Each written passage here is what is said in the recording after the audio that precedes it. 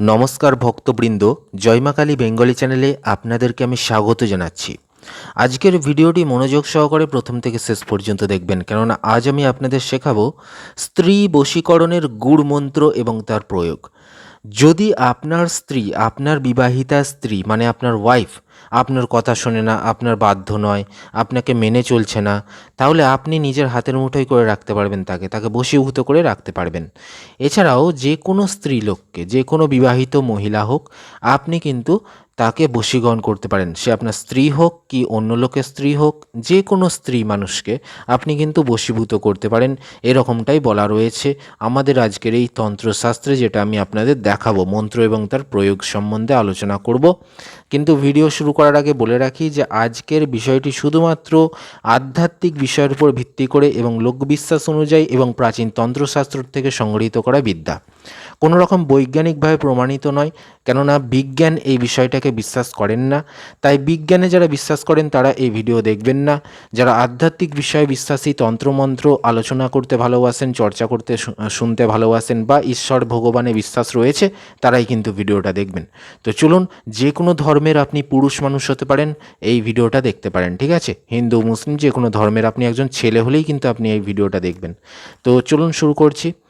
তো মন্ত্রটা আপনাদের স্ক্রিনে যাচ্ছে, দেখুন। মন্ত্রটা বলছে, ইন্না আতোয়না শয়তান মেরি শিকল বন।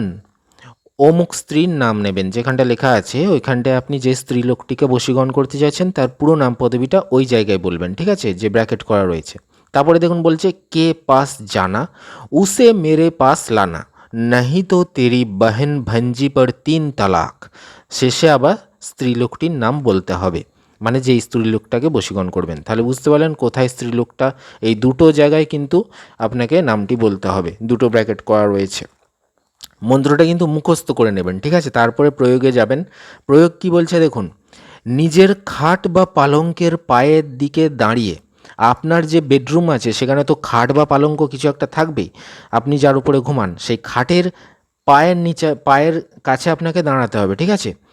অর্থাৎ যেদিকে পা রেখে শয়ন করেন, অর্থাৎ আপনি সেই খাটের উপরে যেই দিকটা পা পা রেখে শয়ন করেন, ঠিক আছে, সেই পা তলার দিকের খাটের পায়ের কাছে আপনি দাঁড়াবেন, ঠিক আছে?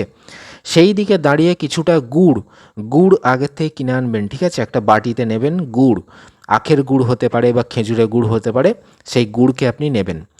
নিয়ে সেই গুড়টাকে 121 বার অভিমন্ত্রিত করবেন, ঠিক আছে? একবার করে মন্ত্র বলবেন, একটি করে ফুঁ দেবেন গুড়ের ওপরে, এইভাবে 121 বার। তারপর সেই গুড় নিজের খাট বা পালঙ্ক অথবা খাটিয়ার নিচে রেখে শুয়ে পড়বেন। মানে আপনি যেই দিকটায় পা করে ঘুমান সেই পালঙ্কের বা সেই খাটের পায়ের দিকে, সেই খাটের তলাতে আপনি ওই গুড়টিকে রেখে দেবেন চাপা দিয়ে, ঠিক আছে? দিয়ে আপনি শুয়ে পড়বেন। সকালে সেই গুড় ছোট ছোট ছেলে মেয়েদের ভাগ করে দেবেন। সকালবেলা ওই গুড়টা নিয়ে আপনি ছোট ছোট বাচ্চাদের মাঝে ভাগ করে দেবেন। 21 দিন এই প্রক্রিয়া করলে যে স্ত্রীলোকের নাম করবেন সেই স্ত্রীলোক সাধকের বশীভূত হবে। তাহলে বুঝতে পেরেছেন? এই প্রক্রিয়াটা প্রত্যেক দিন করবেন এবং টানা 21 দিন দেখবেন যে স্ত্রীলোককে বশীভূত করতে চাইছেন সে বশীভূত হবে, এমনটাই বলা রয়েছে। তো ভিডিওটি ভালো লাগলে অবশ্যই লাইক দেবেন, চ্যানেলটি সাবস্ক্রাইব করবেন বিভিন্ন তন্ত্রমন্ত্র আধ্যাত্মিক বিষয়ে জানতে গেলে। আর এই ক্রিয়াটি কিন্তু 50 জনকে শেয়ার করে করবেন, তবেই কিন্তু গুরু অনুমতি পাচ্ছেন, কেননা গুরু অনুমতি নিয়ে কিন্তু তন্ত্রমন্ত্র করতে হয়। তা ভিডিও রয়েছে অনেক এই চ্যানেলে, দেখতে থাকুন ততক্ষণ। ধন্যবাদ।